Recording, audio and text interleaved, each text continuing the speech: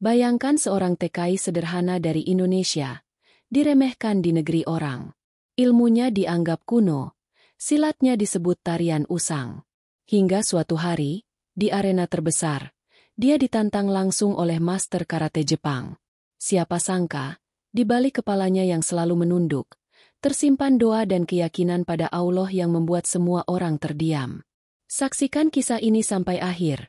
Dan jangan lupa tekan tombol like agar semakin banyak orang mengenal keajaiban pencak silat warisan bangsa, dan semakin banyak yang mencintai jalan kebenaran karena izin Allah.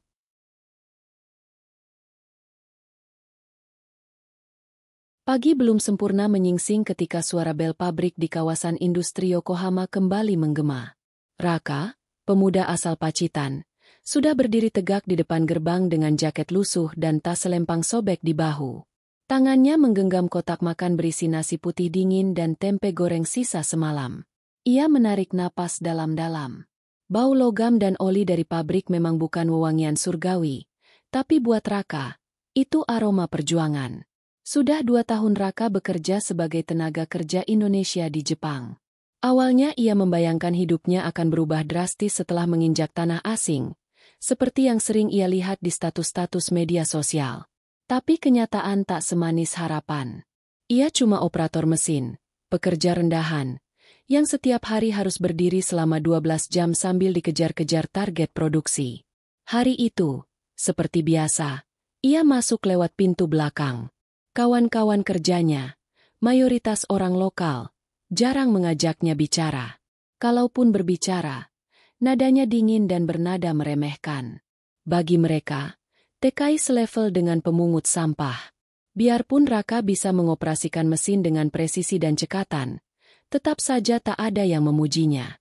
Bahkan bosnya sendiri lebih sering menyoraki jika ada kesalahan kecil. Seolah lupa bahwa Rakalah yang sering menyelamatkan produksi saat mesin mendadak ngadat. Namun Raka menelan semua itu dengan diam. Ia bukan tipe yang banyak protes. Setiap istirahat, ia memilih duduk di pojok ruang makan, membuka bekal sederhana sambil membaca kitab kecil bertuliskan ayat-ayat suci. Itu peninggalan almarhum ayahnya, guru silat kampung, yang dulu mengajarkan bahwa kekuatan sejati lahir dari hati yang sabar dan tubuh yang taat. Di sela jadwal kerja yang padat, Raka sering menyelinap ke halaman belakang pabrik yang sepi. Disitulah, di antara kontainer tua dan drum bekas, ia melatih jurus-jurus pencak silat peninggalan ayahnya. Gerakannya mengalir lembut, penuh irama, seperti tarian yang menenangkan jiwa. Langit Jepang yang kelabu menjadi saksi tiap keringat yang menetes dari dahinya. Ia tak melatih tubuh semata, tapi juga jiwa. Ia percaya, pencak silat bukan cuma seni bela diri, tapi jalan untuk mengenal diri dan mendekat kepada Sang Pencipta, Allah. Namun latihan sunyi itu suatu hari tak lagi sunyi. Seorang rekan kerja Jepang, Daichi, memergokinya dari kejauhan. Tanpa basa-basi, ia merekam Raka dengan ponsel sambil tertawa terbahak. "Hei, kau menari ya? Ini lucu sekali. Apa ini budaya Indonesia?" Ejeknya sambil menunjukkan video itu ke teman-temannya. Tawa mereka seperti duri yang menusuk ke dalam dada Raka. Tapi ia tetap diam. Tak sekalipun ia membalas atau meneriaki mereka. Hatinya panas, tapi ia tahu, membalas hinaan dengan kemarahan hanya akan memperburuk keadaan. Maka malam itu, Raka memilih pulang dan sujud lebih lama di atas sajadah tipisnya. Ya Allah, sabarkan aku. Tunjukkan kekuatan MU di waktu yang kau pilih. Jangan biarkan aku kehilangan hormat kepada sesama hanya karena dihina. Tiap malam, ia terus melatih jurus-jurus dari ayahnya. Jurus lembut yang disebut lungga laras. Teknik bertahan dengan keanggunan dan kecepatan. Kadang ia menangis diam-diam. Bukan karena lelah, tapi karena rindu akan kampung halamannya. Akan suara ibu yang dulu selalu berkata, "Kalau kamu dihina karena silatmu, berarti mereka belum kenal artinya." Raka percaya, waktunya akan datang. Tapi entah kapan. Dan sementara itu, ia terus menjadi bayangan di pabrik. Tak terlihat, tak dianggap. Hanya TKI biasa yang katanya tak tahu apa-apa selain jadi kuli. Namun jauh di balik wajah tenangnya, di sanubari yang menyimpan luka, ada bara kecil yang terus menyala. bara yang suatu hari, entah bagaimana, akan menyulut sejarah baru. Dan fajar itu akan tiba. Pelan-pelan, tanpa diduga. Sejak malam itu, Raka tidak pernah lagi tenang. Latihan yang dulu menjadi pelarian dari kerasnya dunia, kini berubah jadi bahan tertawaan. Video dirinya tengah bersilat, yang ia anggap sakral sebagai bentuk penghormatan kepada warisan ayahnya, telah tersebar di grup pekerja asing dan rekan Jepang di pabrik. Durasinya singkat, hanya sekitar 2 menit, namun cukup untuk menyalakan cemoohan yang keji. Pagi harinya, saat Raka memasuki ruang produksi, suasananya terasa berbeda. Beberapa orang menahan tawa, yang lain pura-pura menirukan jurus silatnya dengan gerakan konyol. Salah satu pekerja bahkan sengaja menyalakan ulang video itu di volume keras sambil berkata, "Lihat ini, penari tradisional Indonesia. Hahaha." Daichi, si penyebar video, berdiri paling depan sambil menepuk bahu Raka. "Kau tahu, teman-temanku di klub karate bilang gerakanmu cocok untuk pertunjukan tari, bukan bertarung. Kau bisa tampil di festival musim panas." Raka menunduk. Ia tahu, jika ia angkat bicara atau melawan, situasi bisa makin runyam. Tapi batinnya bergetar. Ini bukan sekadar soal harga diri pribadi. Ini soal penghinaan terhadap budaya bangsanya. Ia mengingat pesan ayahnya. Silat bukan untuk dipamerkan, tapi juga bukan untuk diinjak-injak. Di tengah tekanan itu, satu hal membuatnya tercabik. Rekaman itu ternyata sampai juga ke forum bela diri online Jepang. Dan di sanalah api benar-benar menyala. Video Raka yang berlatih dengan gerakan khas silat mendapat sorotan dari sebuah komunitas karate tradisional yang merasa terusik.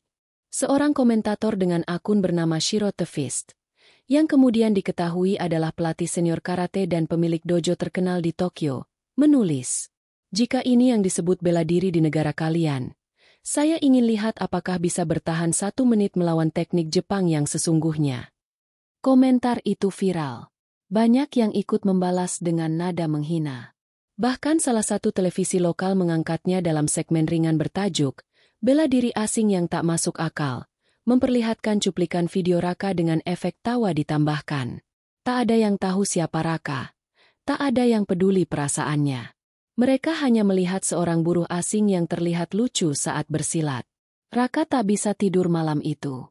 Tangannya mengepal di atas kasur tipisnya. Namun air mata tak terbendung.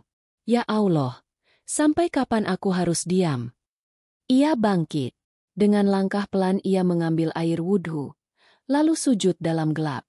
Tidak ada suara, hanya isak lirih yang keluar dari dada yang penuh beban. Di hatinya, ia berbicara dengan sang pemilik langit. "Kalau ini jalan yang kau pilih untukku, maka kuatkanlah langkahku. Jangan biarkan aku tunduk oleh hinaan, dan jangan biarkan aku membalas dengan kebencian."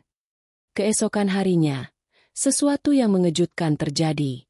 Saat sedang menyapu lantai pabrik, Raka didatangi Daichi bersama 2 pria asing berperawakan kuat. Mereka adalah perwakilan dari dojo tempat Shiro berlatih dan mengajar. Salah satu dari mereka menyodorkan surat undangan dengan lambang klub karate tertua di Jepang. Raka membaca dengan pelan. Di surat itu tertulis, "Kami menantang Anda untuk membuktikan kemampuan bela diri Anda dalam pertarungan resmi di arena Tokyo Dome, dalam rangkaian Festival Bela Diri Dunia bulan depan. Jika Anda merasa percaya diri, datanglah." Rekan-rekan kerja tertawa histeris membaca isi surat itu. "Serius? TKI kampungan bakal naik ring melawan juara nasional? Bisa-bisa langsung pulang pakai kursi roda," ujar seseorang sambil menendang ember pel yang ada di tangan Raka. Tapi tidak ada tawa dalam diri Raka. Dalam diam, ia justru merasa tenang. Undangan itu bukan penghinaan, tapi kesempatan. Kesempatan yang tidak pernah ia minta, tapi datang seperti jawaban atas doa-doanya. Ia tahu, ini bukan semata tentang membalas hinaan atau membuktikan kekuatan. Ini soal mempertahankan harga diri silat, warisan yang dia bawa dari kampung, dari tanah yang telah melahirkan banyak pendekar sejati. Dan untuk pertama kalinya sejak video itu tersebar, Raka menatap lurus ke arah Daichi dan berkata dengan suara tenang, "Sampaikan kepada gurumu, aku akan datang. Tapi bukan untuk bertarung demi ego, melainkan untuk menunjukkan bahwa kehormatan tak pernah ditentukan oleh tempat asal atau warna kulit. Silat bukan tari, dan kamu akan tahu artinya nanti. Ruangan itu mendadak sunyi. Tak ada yang menyangka bahwa TKI yang mereka ejek setiap hari akhirnya berbicara. Dan di dalam hati Raka, sebaris kalimat terus menggema. Jika Allah sudah menghendaki, tak ada satupun makhluk di bumi yang bisa menghalangi. Undangan dari Dojo Shiro tidak lagi sekadar kertas. Itu adalah panggilan terbuka yang mengguncang komunitas bela diri Jepang dan juga para pekerja asing di sana. Berita tentang TKI dari Indonesia yang berani menerima tantangan seorang master karate menyebar cepat, terutama setelah seorang wartawan lokal mengangkatnya dalam segmen David dan Goliath dari Asia Tenggara. Raka menjadi bahan pembicaraan. Di pabrik, namanya jadi bahan taruhan. Sebagian besar yakin ia akan kalah sebelum ronde pertama selesai. Jangankan bertarung di arena Tokyo Dome, hadapi Daichi saja mungkin dia sudah roboh. Cemooh salah satu supervisor sambil tertawa puas. Namun Raka tetap diam. Ia tidak hidup untuk membalas satu-satu hinaan. Baginya, mulut orang tak akan pernah bisa dibungkam dengan kata-kata. Hanya tindakan yang bisa menjawab semuanya.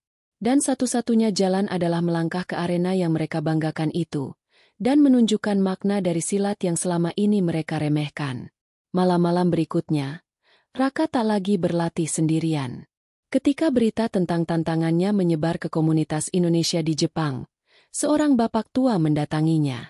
Namanya Pak Gozali, sesepuh yang pernah menjadi pelatih silat di padepokan pesantren besar di Ponorogo, dan kini menjadi marbot masjid kecil di Tokyo. Dengan wajah penuh kebijaksanaan, Pak Gozali berkata, "Anakku, kau bukan hanya membawa tubuhmu ke arena. Kau membawa tanah kelahiranmu, membawa nama bangsa, membawa warisan ilmu yang diturunkan dengan air mata dan sujud. Jangan anggap ini sekadar duel. Ini adalah ujian yang Allah berikan untuk melihat seberapa jauh kau menjaga marwah ilmu yang telah dititipkan padamu." Sejak saat itu, Raka mulai berlatih dengan bimbingan Pak Gozali. Latihan itu bukan sekadar fisik. Mereka mulai dari dasar, niat. Setiap gerakan harus bersih dari ujub dan kesombongan. Setiap langkah harus dilandasi kesadaran bahwa manusia bukan siapa-siapa tanpa izin dari Yang Maha Berkehendak. Silatmu bukan untuk mengalahkan manusia, tapi untuk menundukkan nafsumu. Kalau kau bisa menang dari egomu sendiri, kau tak akan takut menghadapi siapapun. Bahkan di depan ribuan orang, ucap Pak Gozali sambil menuntun jurus tapak angin, teknik mengelak yang halus tapi mematikan. Latihan itu mereka lakukan di halaman belakang masjid setiap malam setelah Isya, disaksikan rembulan dan suara langkah kaki jamaah terakhir yang pulang. Sesekali Raka jatuh, luka, bahkan berdarah. Tapi ia tak pernah mengeluh. Ia tahu, ini bukan soal menang atau kalah. Ini soal bersiap. Dan tiba-tiba waktu melesat cepat. Hari pertandingan diumumkan. Minggu, 17 Desember, di Tokyo Dome, stadion terbesar di Jepang, tempat biasanya digelar konser, final baseball, atau pertarungan tinju dunia. Tapi kali ini, panggung itu akan dipakai untuk duel antar dua dunia. Karate Jepang versus silat Indonesia. Di hari pengumuman itu, saluran televisi bela diri Jepang menggelar jumpa pers. Di atas panggung, Shiro duduk dengan postur tegas. Pakaian putih karate melekat di tubuhnya yang tegap. Saat wartawan bertanya apakah ia menganggap serius lawannya yang hanya seorang TKI, Shiro tersenyum tipis lalu menjawab, "Bela diri tidak mengenal jabatan atau pekerjaan. Tapi tetap saja, pertarungan adalah soal disiplin dan kekuatan. Saya ingin mengakhiri pertunjukan tari ini dengan cepat dan jelas." Ucapan itu memancing tawa para penonton di studio. Potongan klipnya tersebar luas dan sampai juga ke komunitas Indonesia di berbagai kota Jepang. Marah, geram, tapi juga membangkitkan semangat. Di akun komunitas pekerja migran, ramai komentar. Bukan cuma silat yang dihina, tapi kita semua, orang Indonesia. Ayo, Raka, buktikan. Allah bersamamu, saudaraku. Raka membaca komentar-komentar itu dengan mata berkaca-kaca. Ia tidak pernah berniat jadi pahlawan. Tapi sekarang, orang-orang menaruh harapan padanya. Bukan hanya soal pertarungan, tapi soal martabat. Dan di tengah malam yang sunyi, ia kembali mengunci diri di musola kecil dekat asrama. Ia bersujud lebih lama dari biasanya. Hatinya resah. Bukan karena takut, tapi karena merasa tak pantas membawa beban sebesar ini. Ya Allah, Engkau tahu aku hanya anak kampung, bukan siapa-siapa. Tapi jika Engkau izinkan, biarlah tubuh ini jadi jalan MU untuk tunjukkan bahwa kebenaran dan harga diri tak ditentukan oleh pangkat atau warna sabuk. Aku hanya ingin menjaga amanah ilmu yang diwariskan ayahku, dan menegakkan apa yang Kau tanamkan dalam hati para pesilat sejati, yaitu adab, sabar, dan keikhlasan. Dari luar, Raka memang hanya seorang buruh, tapi dalam batinnya, ia adalah penjaga warisan leluhur. Dan kini ia akan masuk ke panggung yang belum pernah ia bayangkan, bukan untuk mencari nama, tapi untuk mempertahankan kehormatan yang hampir diinjak-injak. Sejak tanggal pertandingan diumumkan, hidup Raka tak pernah lagi sama.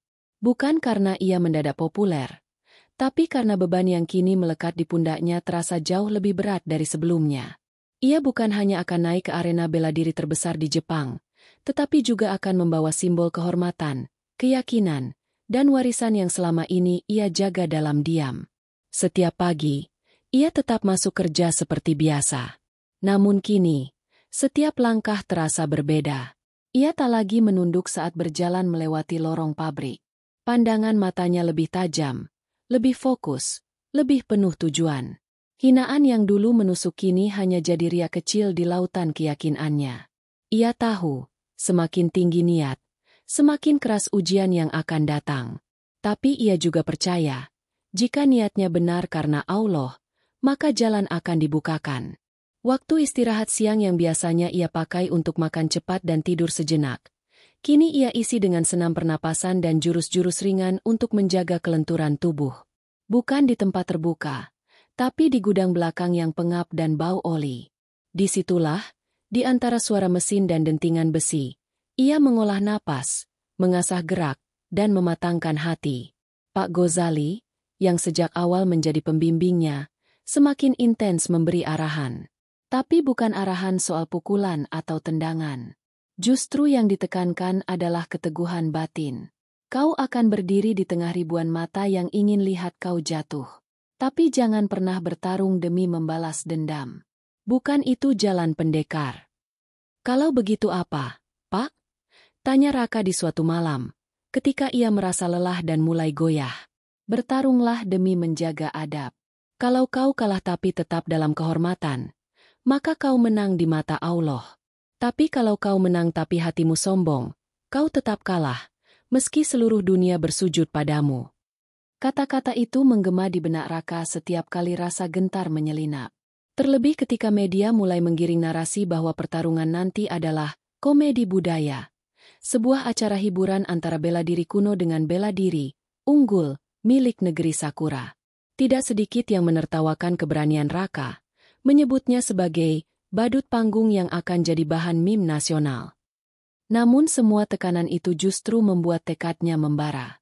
Ia menyadari satu hal, musuh terbesarnya bukan Shiro, bukan media, bukan penonton, tapi dirinya sendiri. Nafsu ingin diakui, keinginan untuk membalas, rasa takut gagal. Semuanya adalah lawan tak kasat mata yang harus ditundukkan dulu sebelum ia bisa menaklukkan siapapun di atas ring. Malam-malam latihan pun menjadi semakin berat. Pak Ghazali membawanya ke taman kota sebelum fajar. Tempat angin dingin menggigit kulit dan kabut masih menyelimuti pohon-pohon. Disitulah Raka diajari jurus bongkar langkah, sebuah teknik yang lebih mengandalkan perasaan tubuh terhadap gerakan lawan. Ini bukan tentang cepat atau kuat. Ini tentang membaca.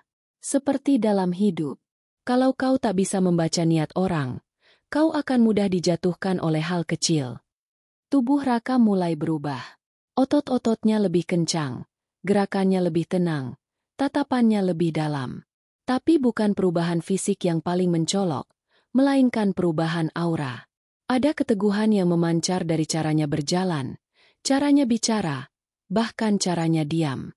Di sela latihan fisik, ia juga memperkuat rohani. Ia mulai menghafal surat-surat pendek dan memperbanyak sholat tahajud. Setiap malam sebelum tidur, ia selalu memutar rekaman suara ayahnya yang dulu sempat direkam ibunya sebelum meninggal.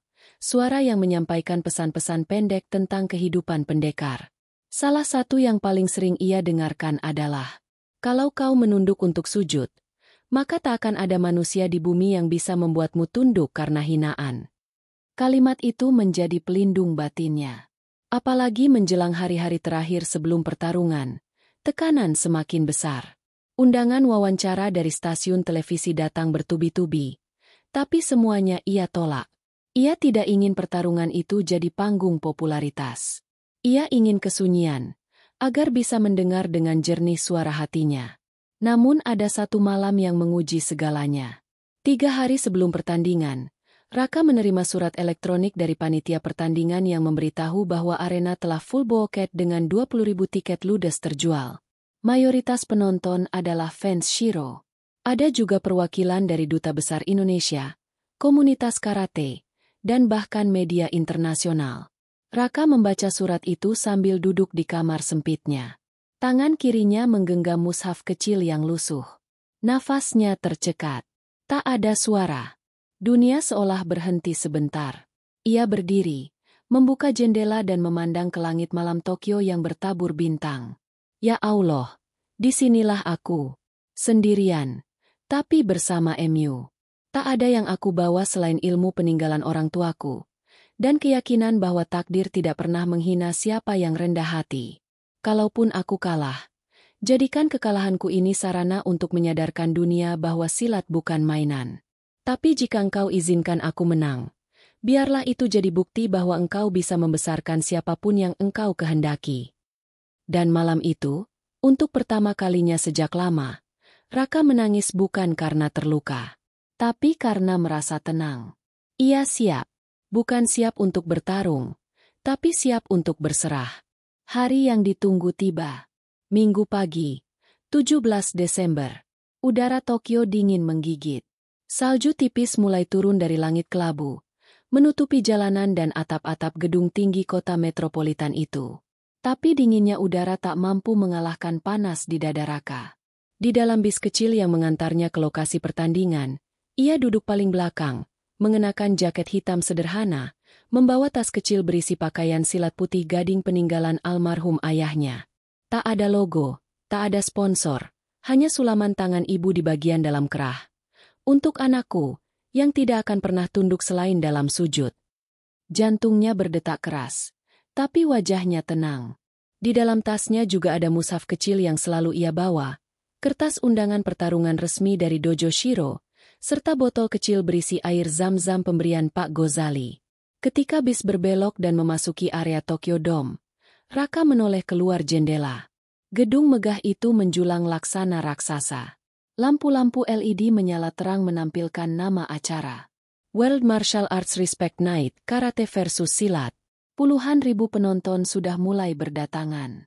Spanduk besar dengan wajah Shiro terpampang di mana-mana. Senyumannya angkuh, dengan sabuk hitam melingkar di pinggang. Di sisi lain, wajah Raka nyaris tak terlihat. Bahkan di brosur pun namanya ditulis kecil, sekadar formalitas. Tapi Raka tak peduli. Ia tidak datang untuk tampil, tapi untuk menyampaikan pesan. Ia turun dari bis, ditemani Pak Gozali yang berjalan perlahan di sampingnya. Para panitia mengarahkan mereka ke ruang persiapan. Ruangan berukuran sedang dengan dinding kedap suara dan cermin besar di sisi kanan. Di sudut ruangan, sudah tersedia satu set pakaian putih bersih dan ikat kepala berwarna hitam.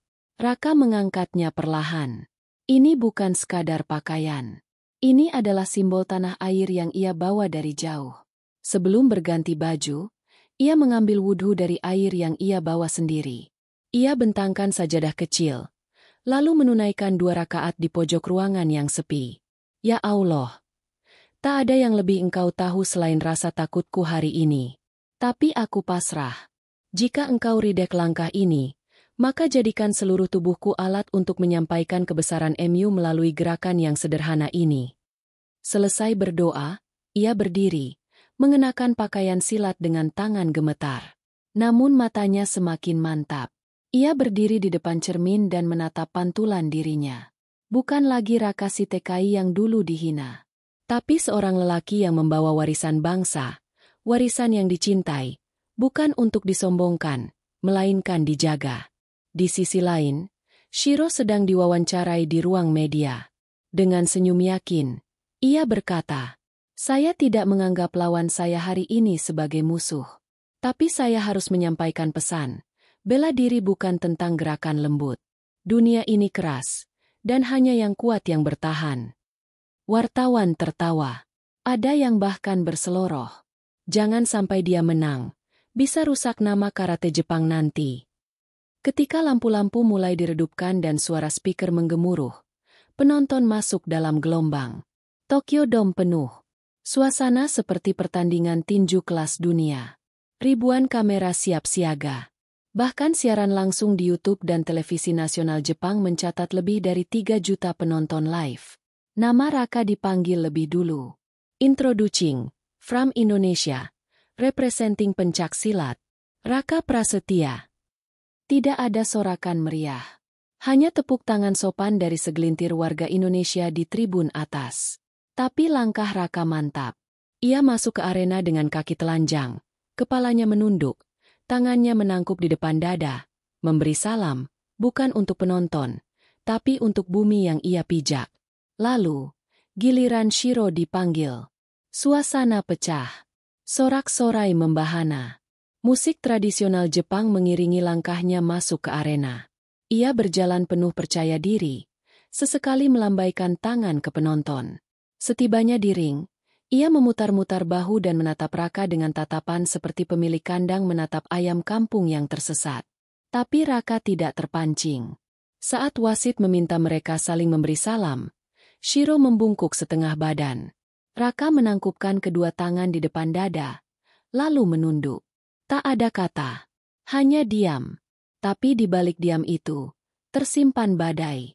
Detik-detik sebelum bel dibunyikan, lampu sorot diarahkan ke langit-langit stadion. Di sana ditampilkan wajah 2 orang petarung, berdampingan.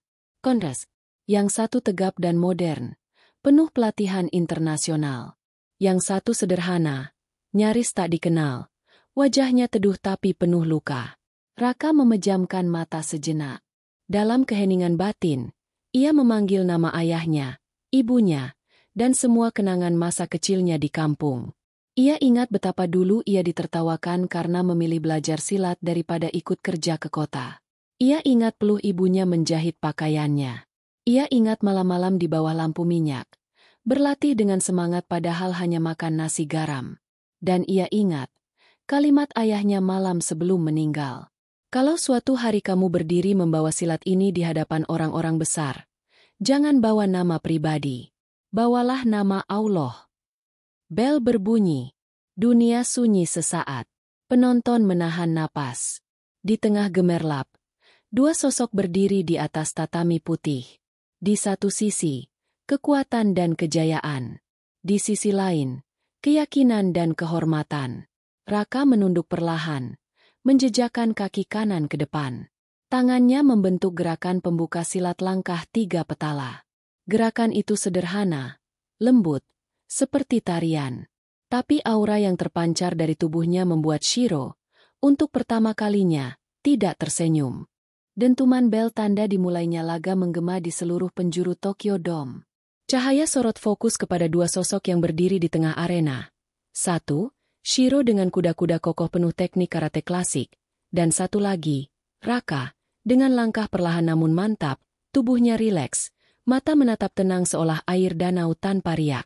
Tapi dalam hatinya, gelombang doa bergetar tiada henti. Shiro membuka gerakan lebih dulu, menghampiri cepat dengan langkah tajam dan serangan lurus menghantam ke arah dada Raka, Gyakuzuki, pukulan pamungkas karate yang dilatih bertahun-tahun. Tapi Raka tak kaget. Ia bergerak ringan ke samping dengan teknik elakan sabit, membiarkan angin serangan Shiro lewat di sisi tubuhnya. Penonton mendesis. Mereka tak menduga reaksi Raka begitu tenang. Shiro tidak memberi jeda.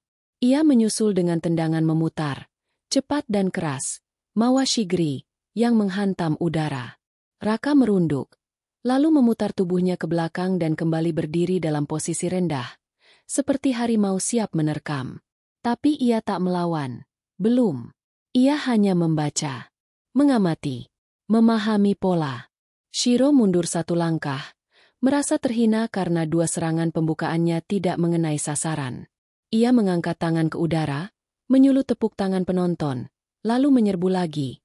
Kali ini dengan kombinasi pukulan dan sikutan yang meluncur deras ke arah wajah. Dan kali ini, satu pukulan berhasil mendarat. Raka terpukul di pelipis kanan, terdorong mundur dua langkah, tubuhnya oleng. Penonton bersorak. Kamera menyorot wajah Shiro yang penuh keyakinan, seolah berkata, ini hanya soal waktu. Namun Raka tidak jatuh. Ia menyentuh wajahnya, merasakan darah hangat mengalir dari ujung alis. Tapi alih-alih panik, ia justru memejamkan mata sejenak. Nafasnya pelan. Dari balik luka, ia mengucap lirih, la haula wala quwata illa billah. Sorak penonton masih bergemuruh, tapi waktu bagi Raka seolah melambat. Ia teringat jurus peninggalan gurunya, sapu langit. Teknik bertahan sekaligus mengunci arah gerak lawan. Ia buka langkah, menapak 3 pola segitiga, lalu menurunkan tubuh hingga hampir menyentuh tanah. Gerakannya seperti tarian lemah lembut, tapi Shiro, yang kini mulai kesal, menyerang lagi dengan pukulan lurus ke arah wajah. Tepat sebelum pukulan tiba, Raka berputar ke samping dan menangkap tangan Shiro. Penonton terperangah. Dalam satu gerakan memutar, tubuh Shiro terdorong kehilangan keseimbangan. Raka tak membanting, hanya mengarahkan. Ia lepaskan Shiro dalam posisi masih berdiri. Itu bukan serangan, tapi pernyataan bahwa ia bisa melawan, tapi memilih tidak menjatuhkan. Sorak-sorai berubah jadi gumam. Ada yang bingung, ada yang kagum, tapi Shiro merasa dipermalukan. Wajahnya memerah. Ia mundur, menarik napas dalam, lalu bersiap dengan kibadachi, kuda-kuda klasik yang jadi simbol stabilitas karate. Tangannya ditarik ke pinggang, lalu ia meledakkan tenaga dalam satu teriakan khas. Kiai! Tubuhnya meluncur seperti anak panah. Kali ini ia benar-benar serius. Pukulan dan tendangan datang silih berganti. Raka mulai terdorong mundur. Bahunya terkena pukulan, kakinya sempat terseret. Beberapa kali ia mengelak. Tapi tak semua bisa dihindari. Penonton kembali bersorak. Kamera menyorot wajah Raka yang kini terlihat luka di bibirnya. Napas mulai tersengal. Namun justru di titik itu, wibawa silat muncul. Raka menunduk, lalu berdiri tegak. Ia memposisikan kaki kanan ke depan, tangan kanan membentuk lengkungan melindungi wajah, tangan kiri terbuka lebar seperti menyambut angin. Ia diam, tapi aura tubuhnya berubah. Tenang, dalam, tak tergoyahkan. Shiro melangkah maju dengan jurus pamungkasnya. NP Uchi, pukulan siku melingkar ke arah kepala. Tapi sebelum lengannya menyentuh Raka, tubuh pemuda itu menunduk, melangkah ke sisi dalam serangan, dan mengunci lengan lawannya dengan satu gerakan spiral halus. Dalam sekejap, posisi mereka berbalik. Kini Shiro yang tak bisa bergerak. Lehernya terkunci di lengan Raka, dan tangan kirinya tertekuk ke belakang. Tapi Raka tidak menekan. Ia hanya membisik. Bela diri bukan untuk menjatuhkan, tapi untuk menahan kejatuhan. Lalu ia lepaskan kuncian itu, mundur satu langkah, dan kembali ke posisi siap. Tokyo Dome hening. Benar-benar hening. Shiro terdiam. Ia belum pernah diperlakukan seperti itu. Dalam dunia karate, saat lawan lemah, kau harus menyudahi. Tapi pemuda ini justru memilih menahan kemenangan. Di tribun, sebagian penonton mulai berdiri. Warga Indonesia menangis. Beberapa penonton Jepang mulai menyadari, ini bukan sekadar duel. Ini adalah pelajaran. Tentang kehormatan. Tentang prinsip. Tentang kebaikan yang tidak perlu berteriak. Shiro menatap Raka dalam-dalam. Napasnya berat. Keringat bercucuran. Tapi yang paling menyakitkan bukan luka fisik, melainkan disentuh oleh adab, yang lebih tajam dari pukulan manapun. Wasit mendekat. Pertarungan masih lanjut. Tanyanya. Raka mengangguk. Shiro terdiam. Dan untuk pertama kalinya dalam karirnya, ia tidak menjawab. Langkah Raka goyah saat ia kembali ke sudut ring. Napasnya mulai berat. Keringat bercampur darah menetes dari pelipis dan sudut bibir. Kakinya sedikit terseret. Perutnya terasa nyeri akibat satu pukulan Shiro yang tadi sempat telak mendarat. Dari jauh, suara penonton kembali riuh. Tapi suara itu terasa seperti gema yang tak jelas. Dunia Raka seakan mengecil. Dalam dirinya, pertarungan itu sudah lebih dari sekadar duel fisik. Setiap gerakan yang ia lakukan barusan adalah gabungan dari doa, kenangan, dan amanah. Tapi tubuh manusia ada batasnya. Dan batas itu kini mulai terasa menyentak-nyentak dari otot ke otot. Dari jantung ke napas yang tersengal. Di sisi lain ring, Shiro mulai bangkit. Wajahnya berubah. Tak lagi angkuh, tapi kini lebih waspada. Bahkan bisa dibilang mulai ragu. Ia tahu, tekniknya telah ditangkis oleh sesuatu yang bukan hanya ilmu, tapi keyakinan. Dan itu membuatnya cemas. Tapi di balik kecemasan itu, ia juga marah. Bukan karena lawan lebih unggul, melainkan karena dirinya, sang juara nasional, bisa didominasi oleh seorang TKI yang tidak sekolah formal bela diri di Jepang. Saat bel babak kedua berbunyi, Shiro langsung meluncur dengan agresif. Ia tak lagi bermain rapi. Tendangannya keras. Arah pukulannya cepat. Tapi lebih emosional. Ia ingin menjatuhkan Raka sekarang juga. Secepat mungkin. Sebelum arena ini menjadi milik orang yang tidak seharusnya menang. Raka mencoba bertahan. Jurus demi jurus ia keluarkan. Langkah 4 arah. Tangkisan rantai. Gerak lilit naga. Tapi gerakannya mulai melambat. Saat satu tendangan dari Shiro menghantam rusuk kirinya, tubuh Raka terdorong dan jatuh ke lantai tatami. Penonton terkejut. Kamera menyorot wajahnya yang menunduk. Wasit mendekat. Raka menutup matanya. Dunia terasa buram. Suara gemuruh penonton menjadi samar. Yang ia dengar hanya detak jantung, dan desir napasnya yang mulai kacau.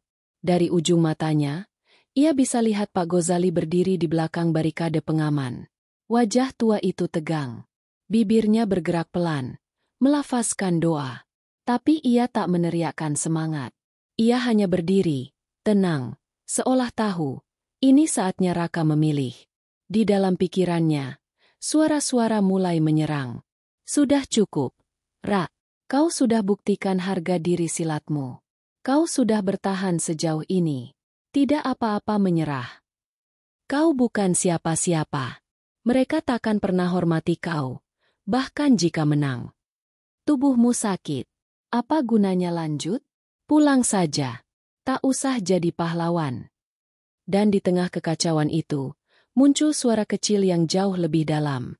Suara yang tak datang dari luar, tapi dari tempat paling sunyi dalam hatinya. Kalau kau jatuh dan menyerah di sini, semua perjuangan bukan jadi pelajaran, tapi hanya jadi tontonan yang berakhir biasa. Air mata menetes dari pelupuk Raka. Bukan karena takut, tapi karena hampir percaya pada godaan untuk menyerah. Ia tahu, ujian terbesar bukan saat bertarung, tapi saat kau diberi pilihan untuk berhenti dengan cara terhormat, atau melanjutkan meski tubuhmu nyaris roboh. Tangannya menggenggam tatami. Bibirnya bergerak pelan. Ya Allah, jangan biarkan aku mengkhianati silat ini hanya karena tubuhku lelah. Jangan biarkan aku kalah sebelum akhir, bukan karena musuh, tapi karena aku sendiri menyerah. Ia membuka mata. Sorotan lampu menyilaukan, tapi kini pandangannya jelas. Ia melihat kaki Shiro di depannya, berdiri penuh kemenangan, seolah tinggal menunggu wasit menyatakan Raka tidak sanggup lanjut. Tapi perlahan, satu tangan menyangga tubuh, lalu lutut menapak, dan akhirnya ia berdiri. Goyah, tapi tegak. Seisi stadion terdiam. Bahkan Shiro sempat mundur setapak. Tak percaya Raka masih bisa bangkit. Wasit menatapnya dengan cemas. Kamu yakin lanjut? Raka mengangguk. 1 kali. Saya belum selesai. Sontak tepuk tangan kecil terdengar. Dari tribun atas, komunitas Indonesia berdiri. Beberapa di antaranya menangis. Mereka tahu, apapun hasilnya nanti, Hari ini telah dicatat dalam sejarah batin mereka sebagai hari ketika seorang anak bangsa memilih bertahan di atas luka, demi harga diri dan iman. Pertarungan kembali dimulai. Tapi kini, tak ada lagi target untuk menang atau mengalahkan. Raka hanya bertahan. Setiap serangan Shiro ia tangkis dengan gerakan minimal. Setiap tendangan ia geserkan tubuh sedikit, cukup untuk menghindar. Tenaganya tak lagi banyak, tapi semangatnya meledak. Ia tak menyerang balik, tapi juga tak membiarkan dirinya jatuh. Dan saat waktu ronde hampir habis, Shiro mulai frustasi. Ia memukul, menendang, tapi tak mampu menjatuhkan. Lawannya seperti bayangan, lemah, tapi tak bisa ditaklukkan. Hingga akhirnya, waktu habis. Bel berbunyi. Raka kembali terduduk. Napasnya habis. Matanya setengah tertutup. Tapi ia tersenyum. Hari itu, di mata banyak orang, mungkin Raka kalah dalam poin. Tapi dalam hati ribuan saksi yang menyaksikan dengan jujur, dialah pemenangnya. Dan Shiro, yang berdiri di tengah ring dengan tangan menggantung, memandang Raka, bukan dengan amarah atau hinaan, tapi dengan kebingungan yang belum bisa dijelaskan. Seketika setelah bel ronde terakhir berbunyi, Tokyo Dome memasuki keheningan yang tak biasa. Penonton yang semula riuh kini seperti kehilangan suara. Di tengah ring, dua tubuh berdiri dan duduk dalam dua keadaan berbeda. Shiro masih berdiri, tapi raut wajahnya penuh kegelisahan. Sedangkan Raka, si TKI yang barusan bangkit dari keterpurukan, kini terduduk dengan wajah damai, walau luka belum mengering. Wasit memberi jeda sebelum penilaian resmi diumumkan. Tim medis masuk ring, mendekati Raka. Tapi Raka menolak tandu yang disiapkan. Dengan susah payah, ia berdiri sendiri, menolak bantuan. Tangannya sempat gemetar saat mencoba menyeimbangkan diri, namun ketika ia berhasil tegak, tepuk tangan perlahan mulai terdengar dari sudut tribun atas, dari tempat komunitas Indonesia berdiri sejak awal. Tepuk tangan itu lambat, jujur, tulus, lalu terdengar lebih banyak. Satu-satu, dari sisi kiri tribun. Kemudian sisi kanan.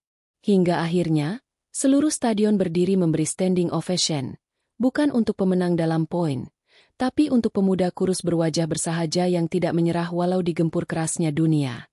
Shiro menoleh ke sekelilingnya. Matanya menyapu seluruh arena yang kini mengelulukan nama yang tak pernah ia anggap ancaman. Raka. Raka. Terdengar pelan, lalu membesar. Seperti gelombang yang menelan semua keraguan. Ada sesuatu dalam sorakan itu yang menusuk batin Shiro. Ini bukan kemenangan yang ia bayangkan. Ia memang bertahan. Ia mungkin menang di catatan juri. Tapi rasa kosong menggumpal di dadanya. Sementara itu, Raka berdiri tegak di tengah ring. Dengan pelipis yang masih berdarah, ia menangkupkan kedua tangannya ke depan dada, memberi salam ke seluruh penjuru arah.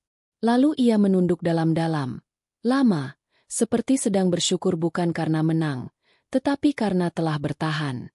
Ia tidak ingin dikenal sebagai petarung hebat. Ia hanya ingin dikenal sebagai anak kampung yang tidak mengkhianati warisan leluhurnya. Di bangku penonton, Pak Gozali menyeka air mata. Di tangannya tergenggam erat mushaf kecil yang biasa dibaca Raka setiap malam. Ia tahu, pertarungan ini tak akan dicatat oleh dunia sebagai kemenangan besar. Tapi langit telah menyaksikan satu jiwa yang tak menyerah, satu hati yang tetap lembut meski didera kerasnya medan. Beberapa menit kemudian, juri mengangkat tangan Shiro sebagai pemenang berdasarkan poin. Tapi tak satu pun tepuk tangan terdengar saat pengumuman itu dilakukan. Bahkan Shiro sendiri tidak tersenyum. Ia menatap Raka, dan untuk pertama kalinya, matanya memancarkan rasa hormat yang dalam. Ia melangkah mendekat, berdiri di depan Raka yang masih menunduk. Lalu, perlahan, dengan seluruh ego yang diturunkan, dengan semua gelar dan sabuk yang ditinggalkan di luar ring, Shiro membungkukkan badannya dalam-dalam, memberikan salam khas Jepang dengan sikap penuh takzim. Penonton terperangah. Raka kaget. Ia balas menunduk. Lalu mereka saling menatap. Dua mata dari dua dunia berbeda. Tapi di sana tak ada lagi permusuhan. Yang ada hanya pengakuan tanpa kata-kata. Lalu, di luar dugaan, Shiro mengangkat tangan Raka tinggi-tinggi di hadapan semua orang. Dia bukan hanya pesilat. Dia adalah guru saya hari ini. Ucapnya di mikrofon dengan suara berat dan tertahan. Kalimat itu menggetarkan Tokyo Dome. Kamera menyorot wajah Raka yang berkaca-kaca. Ia tidak pernah ingin menjadi guru bagi siapapun. Ia hanya ingin silat, yang dia pelajari dengan air mata dan peluh, tak lagi diremehkan di negeri orang. Ketika acara selesai, wartawan menyerbu. Tapi Raka tak banyak bicara. Ia hanya berkata, "Saya hanya anak kampung. Yang saya lakukan hari ini bukan demi menang.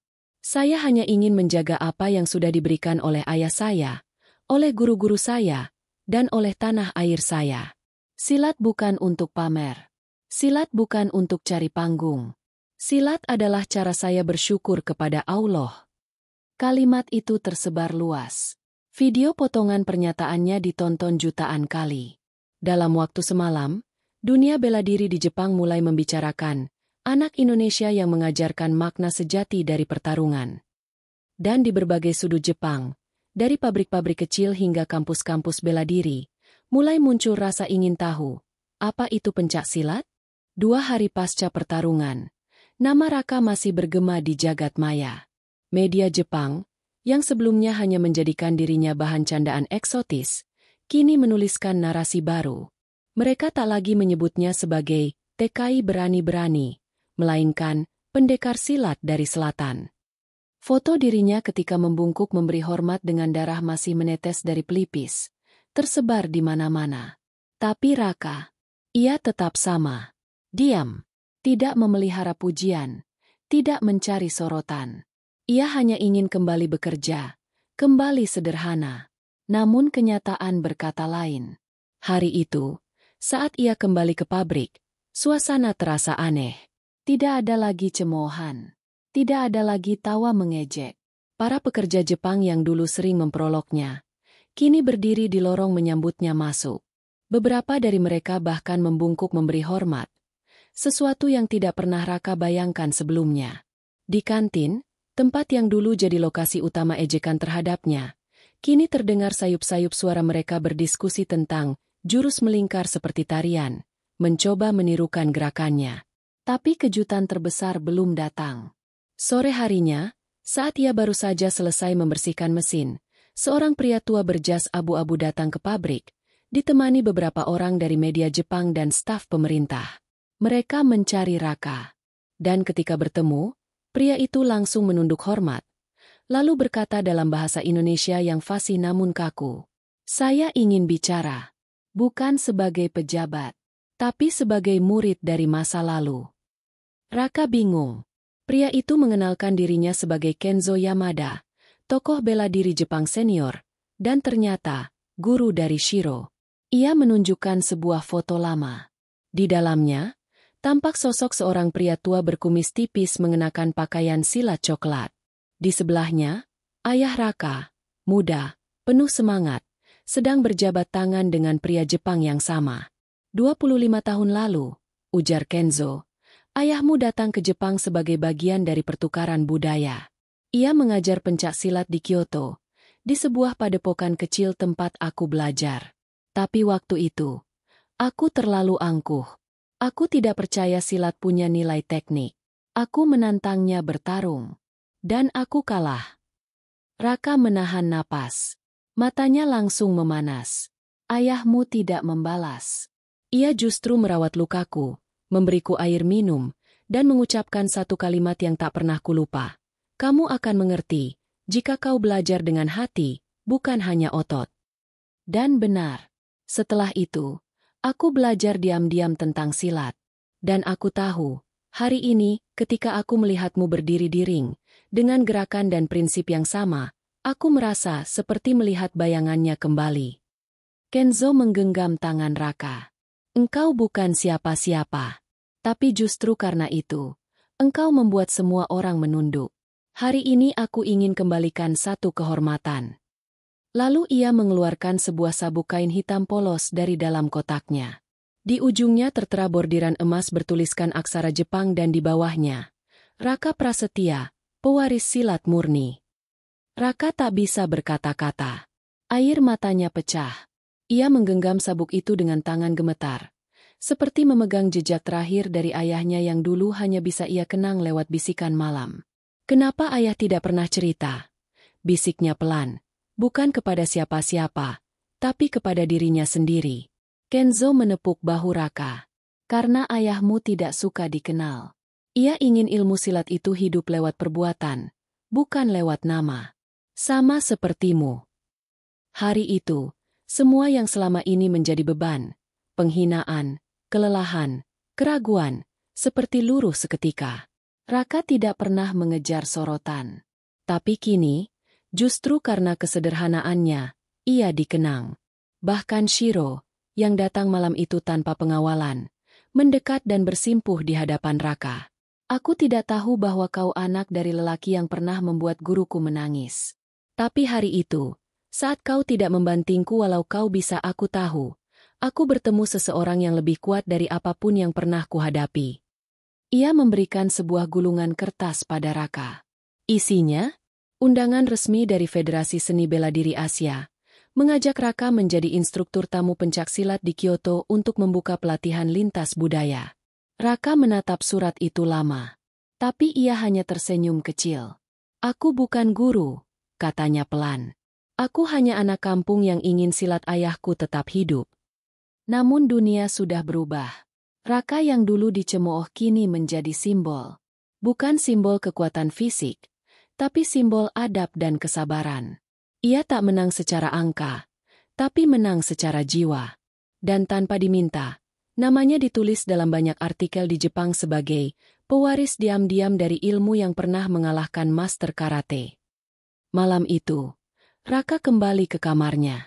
Ia buka kembali tas tuanya, mengeluarkan mushaf kecil warisan ibu, lalu membuka halaman yang sering ia baca sejak dulu. Surat Al-Insyirah. Bukankah kami telah melapangkan dadamu? Dan kami telah mengangkat beban darimu. Ia letakkan sabuk pemberian Kenzo di samping sajadah. Lalu ia bersujud. Sujud yang panjang. Sujud penuh syukur bukan karena dipuji manusia, tapi karena tahu doa-doa diamnya tidak pernah sia-sia. Karena Allah tahu kapan waktu terbaik menjawabnya. Pagi itu, udara Tokyo masih dingin, namun ada kehangatan yang merambat di dada Raka. Ia duduk di taman kecil dekat masjid tempat ia biasa bertemu Pak Gozali.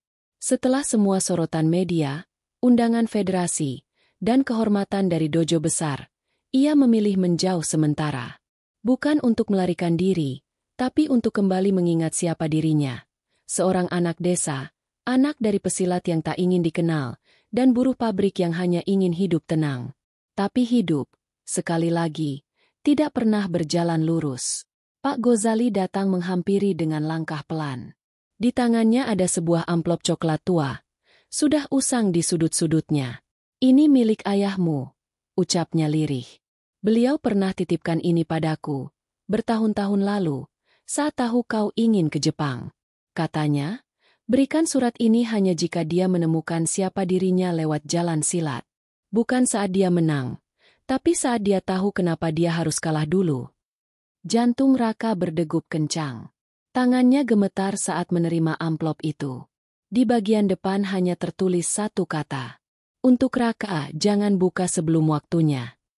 Ia membuka perlahan, menemukan selembar kertas yang ditulis tangan. Tulisan ayahnya, tajam, rapi, dan penuh emosi yang terbungkus dalam ketegasan. Raka membaca perlahan. Tiap kalimat seperti membelah dadanya. Anakku, jika kau membaca ini, berarti kau telah menemukan apa yang bahkan aku dulu belum sempat sempurnakan. Dulu, aku datang ke Jepang membawa ilmu silat dengan bangga, tapi juga dengan keinginan membuktikan bahwa ilmu dari kampung kita bisa berdiri sejajar dengan dunia. Dan aku kalah, bukan karena jurusku lemah, tapi karena hatiku sombong. Aku bertarung dengan niat membalas hinaan, bukan mengangkat martabat. Maka Allah perlihatkan padaku bahwa silat, tanpa adab dan kesabaran, hanya akan menjadi gerakan kosong. Aku pulang, membawa luka di tubuh dan di batin. Sejak itu aku bersumpah, ilmu ini tidak akan diwariskan pada anakku dalam bentuk kemarahan, tapi dalam bentuk ketenangan. Maka setiap malam saat aku mengajarimu, aku sebenarnya sedang menebus dosa-dosa mudaku. Dan kau, Raka, kau telah melakukan sesuatu yang tak pernah aku bisa. Kau mengangkat silat dengan tenang. Kau pertahankan kehormatan tanpa kemarahan. Kau menolak membalas, tapi tidak pernah mundur. Maka jika suatu hari ada orang bertanya siapa dirimu, katakan, aku adalah anak dari seorang ayah yang dulu jatuh karena ingin menang. Dan kini bangkit dalam diri anaknya, yang memilih untuk tidak mengalahkan siapa-siapa. Jangan wariskan silat lewat kekuatan. Wariskan lewat kasih. Karena itulah inti dari ilmu kita. Menjaga, bukan menjatuhkan. Maafkan ayah yang dulu pernah gagal menjadi contoh. Dan terima kasih. Karena kau telah membuat semua itu menjadi pelajaran yang hidup kembali. Ayahmu. Surat itu jatuh dari tangan Raka. Matanya basah. Tapi ia tidak menangis. Ia hanya duduk mematung, seperti baru saja mendengar suara ayahnya bicara langsung dari ujung langit. Semua yang selama ini terasa kosong dalam hidupnya, semua kehilangan yang ia kira tak terjawab, kini menemukan ujungnya. Tapi tiba-tiba, ponselnya berdering. Panggilan dari nomor tak dikenal. Dengan suara pelan, ia menjawab, "Selamat pagi, ini dari Konsulat Jenderal Indonesia di Tokyo. Maaf mengganggu, tapi kami baru saja dihubungi oleh satu keluarga tua di Kyoto. Mereka ingin bertemu Raka Prasetya. Mereka mengaku punya hubungan darah." Raka kaget. "Maaf, hubungan darah? Siapa mereka?" "Kami tidak bisa menjelaskan lebih jauh lewat telepon. Tapi mereka menyebut nama almarhum ayah Anda. Dan ada seorang wanita tua bernama Harukasan, yang katanya pernah menampung ayah Anda ketika beliau di Jepang, dulu." Raka menggenggam ponselnya erat. Kenangan kabur mulai muncul. Ia ingat, ayahnya pernah diam berhari-hari setelah pulang dari Jepang dulu. Ibunya pun tak pernah mau bercerita.